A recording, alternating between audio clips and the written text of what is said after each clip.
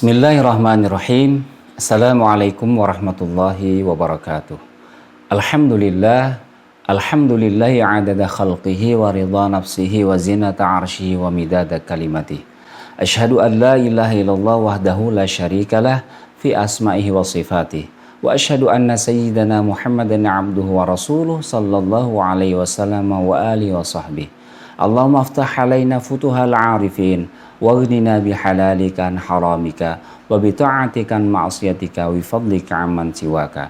Subhanaka la ilma lana illa ma 'allamtana innaka antal alimul hakim wa la haula wa la quwwata illa billahil aliyil azim. Hadirin rahimakumullah, kaum muslimin yang dirahmati Allah Subhanahu wa taala. Di hari Jumat yang penuh dengan berkah ini, marilah kita sama-sama merenungkan firman Allah Subhanahu wa taala dalam surat Al-Baqarah ayat yang ke-54. A'udzubillahi samil alim minasyaitonir rajim. Bismillahirrahmanirrahim. Wa idh qala Musa liqaumihi ya qaumi innakum zalamtum anfusakum bittikhadhikumul ajl fatubu ila bari'ikum faqtulu anfusakum dzalikum khairul lakum 'inda bari'ikum fataba 'alaikum innahu huwat tawwabur rahim. Dan ingatlah ketika Musa mengatakan kepada kaumnya, wahai kaumku, sesungguhnya kalian telah menganiaya diri kalian sendiri dengan menyembah patung anak sapi. Maka bertaubatlah kalian kepada Tuhan kalian yang menciptakan kalian. Maka bunuhlah diri kalian. Yang demikian itu lebih baik bagi kalian di sisi Tuhan kalian. Maka dengan demikian Tuhan kalian akan menerima taubat kalian. Sesungguhnya Dia Allah Maha Penerima Taubat lagi Maha Penyayang. Hadirin yang dirahmati Allah Subhanahu wa taala, Imam Muhammad Mutawalli Asy'arawi menjelaskan dalam tafsirnya Khawatir Imaniyah bahwa ayat ini mengisahkan saat Nabi Musa mengingatkan kepada Bani Israel tentang kisah penyembahan patung anak sapi yang dilakukan oleh kaum mereka sebelumnya. Yang demikian itu adalah kisah yang sangat bertentangan dengan manhaj atau jalan hidup yang Allah gariskan. Suatu bentuk peribadatan yang sangat bertentangan dengan nilai-nilai ilahiyah. Imam Al-Qurtubi menjelaskan di dalam tafsir beliau Al-Jami' li Ahkamil Quran, qauluhu ta'ala wa idh qala Musa liqaumihi. Dan ingatlah ketika Musa berkata kepada kaumnya, al-qaumu al-jama'atur rijalu dunan nisa. Yang dimaksud dengan lafaz kaum di sini adalah jamaah laki-laki selain wanita. Sebagaimana firman Allah dalam surat Al-Hujurat ayat yang ke-11, qala Allah Ta'ala la yaskhar qaumum min qaumin.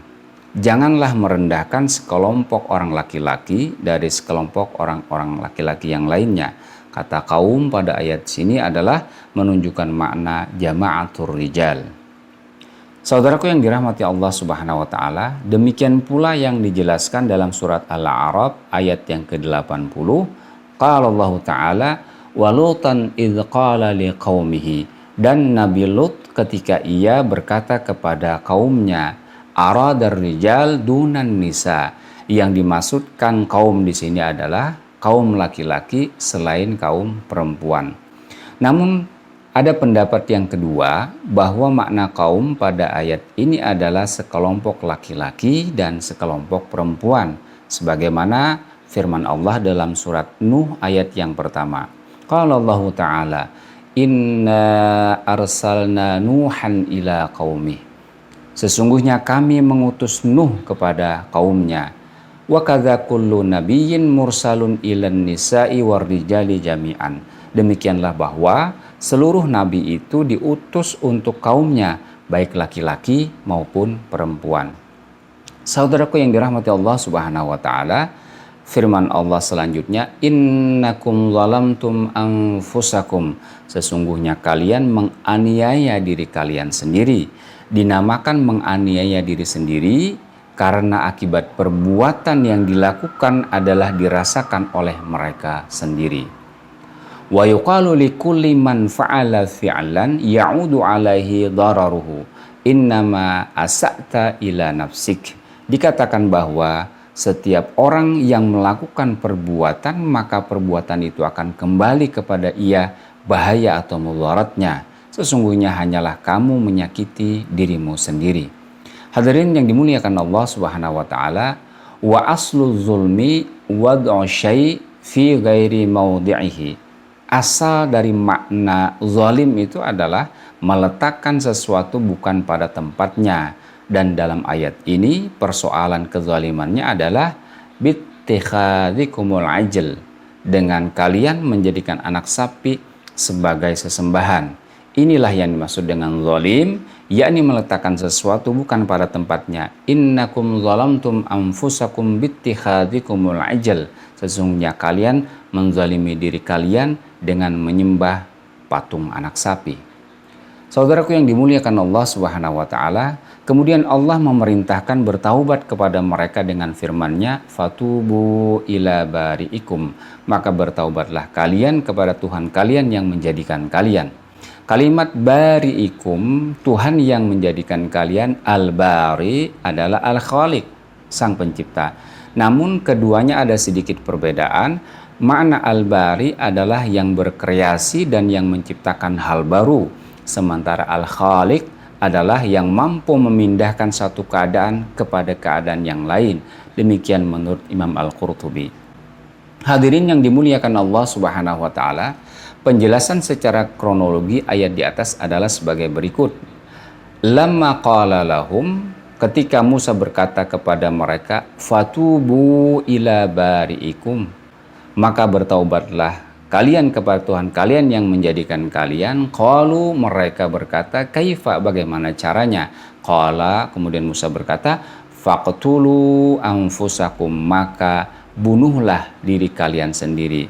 Qala arbabul khawatir, para ulama sebagian mengatakan, dzalliluha bita'ati wa kuffuha anis syahawat. Makna membunuh di sini adalah tundukkan nafsu kalian dengan ketaatan serta mencegahnya dari syahwat. Akan tetapi as-sahih annahu alal haqiqati huna.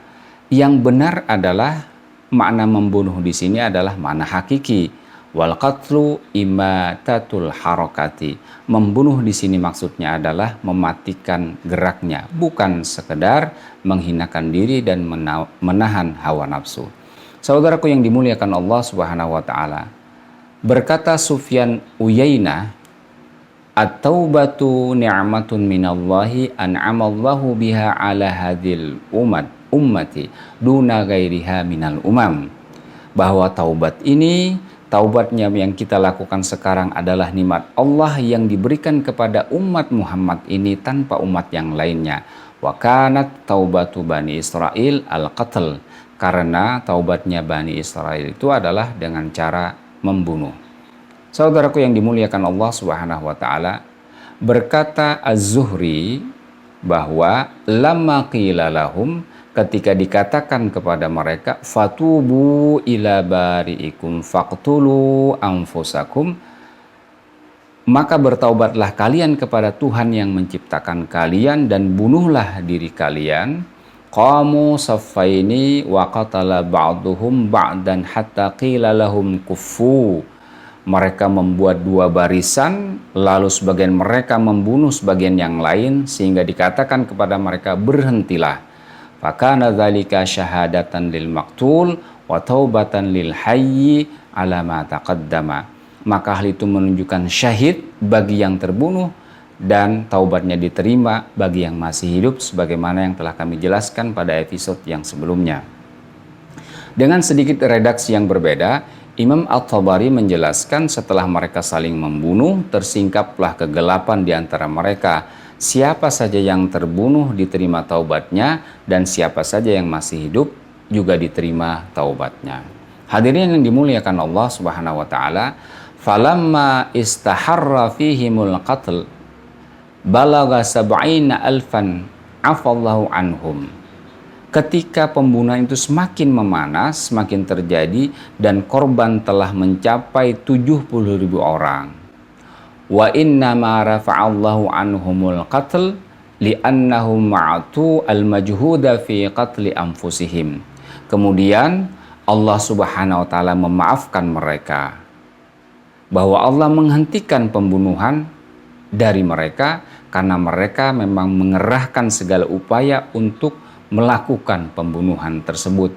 Fama an'amallahu ala hadhil ummati ni'matan ba'dal Islam hiya afdalu minat taubah. Maka Imam Al-Qurtubi mengatakan, tidak ada nikmat yang lebih baik atas umat Muhammad ini setelah dengan Islam ini, yakni dengan adanya taubat. Taubat yang insya Allah akan diterima Allah tanpa harus melakukan pembunuhan. Kemudian Allah menutup ayat ini dengan kalimat innahu huwat tawwabur rahim. Sesungguhnya dia Allah maha penerima taubat dan maha penyayang. Hadirin yang dimuliakan Allah Subhanahu wa taala, ayat ini secara umum memang kembali mengulangi makna dari ayat ke-52 tentang syariat taubatnya Bani Israel. Mereka harus saling membunuh agar taubatnya diterima. Artinya ini memberikan suatu ibrah pelajaran kepada kita.